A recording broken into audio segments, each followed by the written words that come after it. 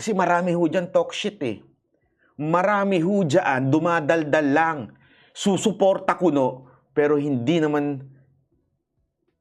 talagang para sa bayan. Kaya nga gusto kong tanungin kanina si Senator Amy.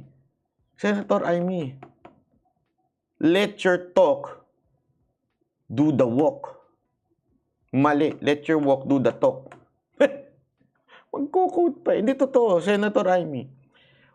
Kung talagang mahal mo bayan mo, magsalita ka. Pasinungalingan mo yung sinasabi ni Pangulong Duterte o sabihin mong totoo. Yan ang hamon ko sa'yo, Senator Amy. Huwag kang gumitna na lagi mong ginagawa. Ulitin ko, Senator Amy. If you are really para sa bayan natin at hindi para sa kapatid mo, it's time for you to talk. You know that. You are there inside the family. If you do not talk, wala ka ring kwentang politiko. Pag hindi ka nagsalita na alam mo yan, wala kang kwentang senador. Puro ka lang talk shit. Ulitin ko yun. Puro ka daldal. Kaya kayong mga politiko, pagkakataon nyo nang magsalita. This is not the time to keep silent. It's time to talk. To give you expression. Ano ba ang gusto ninyo? Opinion nyo. Hindi yung gumigitna pa rin kayo. Kasi ang dami dyan na mga nag-unitae, gumigitna pa rin kayo hanggang ngayon.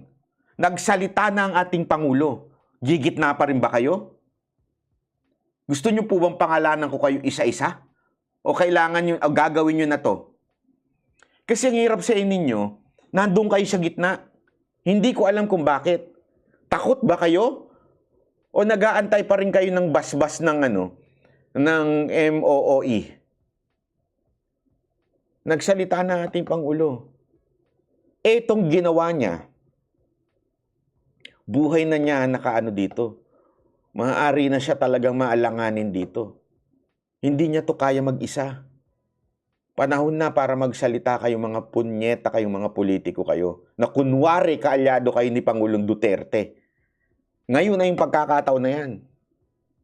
Di ba? Hindi ho yung puro toxic nyo. Eto na yun. Eto na. Wala na hong, sa madaling salita, wala na hong tinago ho si Pangulong Duterte dito. Talagang, na ho ito? Todo na. Kaya nananawagan ako. Alam mo, kanina hindi ako umiimik. Dami hong bumabati ho dyan sa likod ng stage na mga politiko, na mga quote-unquote kaalyado. Kung kaalyado kayo, gumalaw kayo. Huwag puro daldal. Gusto ko na... Di ba? Ang hirap kasi sa inyo, gumigitna pa rin kayo eh. Ayaw nyo pa rin banatan. Di ba? Ang yun ang alam nyo naman eh, ito ang puso ng ating Pangulo. Kung talagang Duterte kayo, ito ang puso niya.